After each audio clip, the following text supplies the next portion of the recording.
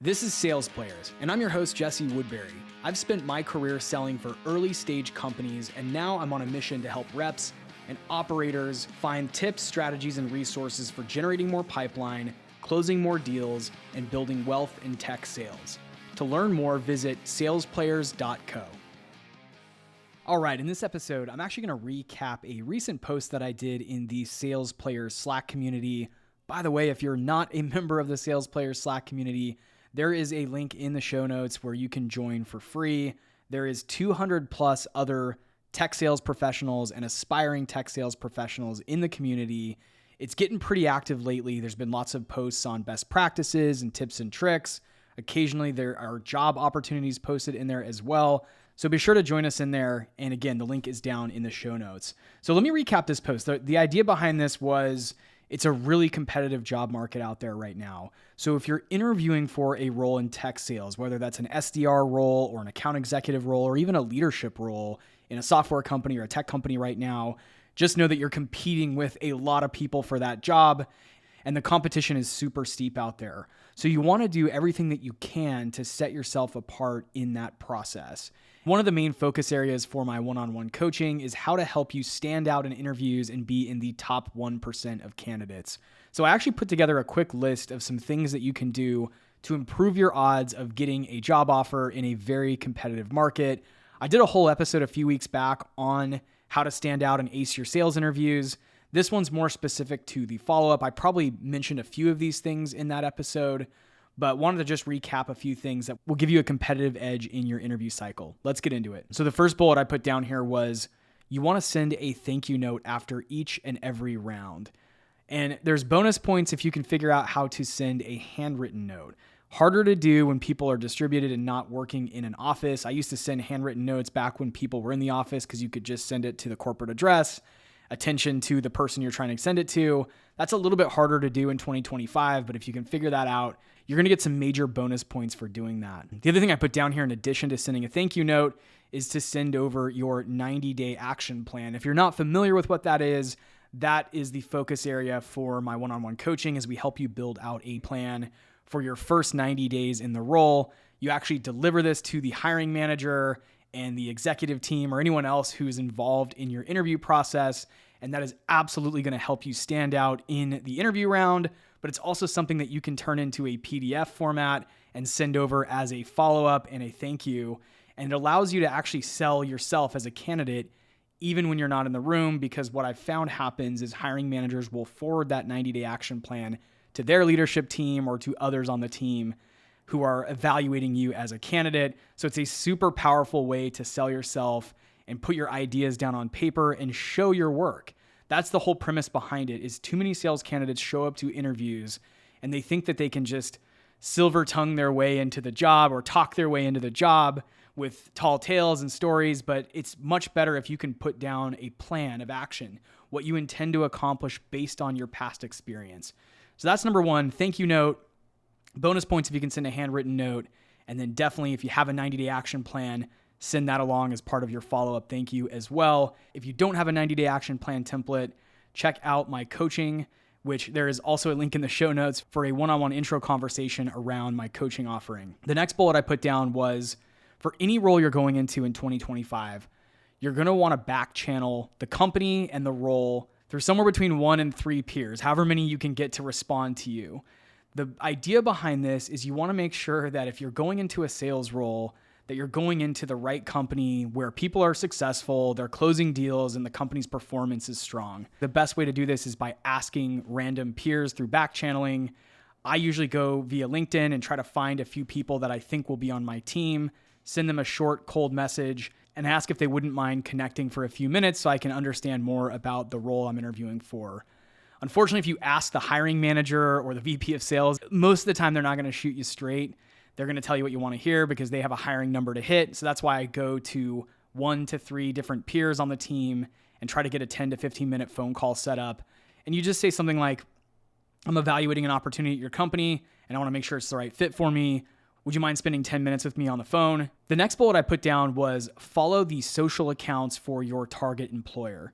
For me, the most important one is LinkedIn, as well as YouTube. You want to make sure that you're following the YouTube channel. There's a few reasons for that. One, you want to actually go and watch a couple of YouTube videos about the company. That's going to help you develop an idea of the language that they use and some of the terminology that they use around their product and solution.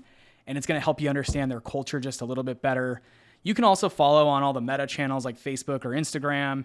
And if they have an active profile on X, you could do that too. But those ones are optional. I think LinkedIn and YouTube are the most important ones and the ones that they're probably looking at the closest. This is also to help you stand out because they're going to recognize your name. And, not always, especially in a big company, but it's just a small way to improve your chances of being recognized and building that brand presence and familiarity in your interview process. When I'm interviewing, I actually try to create something, or I do some research on a specific topic related to the role or the company or a competitor, and I'll actually send a summary over to the hiring manager in between interview rounds. You know how it is when you're interviewing, you'll have the hiring manager round and then you have to wait like a week and a half to have the next round. So what I do to fill that time and stay top of mind and keep on the top of their inbox is I create something. In one case, I created a capacity plan that showed how I plan to hit my sales revenue target. In other cases, I've gone and done research on a competitor and sent over an article that I found about said competitor. You can also research a target account, maybe someone that they haven't broken into yet, and go and figure out a couple of contacts or something like that you can send over and say, hey, hope this is helpful for the team. This is the same skill that you'll use as you're nurturing mid-market and enterprise deals, is you're trying to always stay top of mind and continue to have interaction with your stakeholders, even in between calls. So between interview rounds, go create something, do some research on something, find a competitor, find a target account, do something that adds value to the conversation and shows that you're super engaged in the interview cycle and that you're obviously excited enough to join the company, that you're doing some light work in between interview rounds. So the next thing I put down was you want to read about 2 to 3 customer success stories on your target employer's website. This does a few things. One, this is going to actually help you in your interview rounds because if you can recall some of these stories or retrieve some of these facts in your conversation, it's going to definitely help show that you've done your homework and that you've done some research on the company. It's a really great thing to just work it into your conversation. You could even say something like, hey, while I was doing research on the company, I found XYZ aspect of this customer story really interesting. And again, that's going to show that you're engaged. It's going to show that you're curious. It's going to show that you know how to do your research. And obviously you're fighting for the role because you're spending time reading about how they make their customers successful. And that's going to be perceived as really strong interest in the role and a desire to be successful there. The last bullet I put down was always ask in every round. At the end of the conversation, you ask the question, do you have any hesitation about moving me on to the next round? Do you have any hesitation about moving me on to the next round? That's your closer question. You want to ask the hiring manager. You want to ask the VP of sales if that's part of the process. You want to ask the account executive that you interview with who's a peer on the team.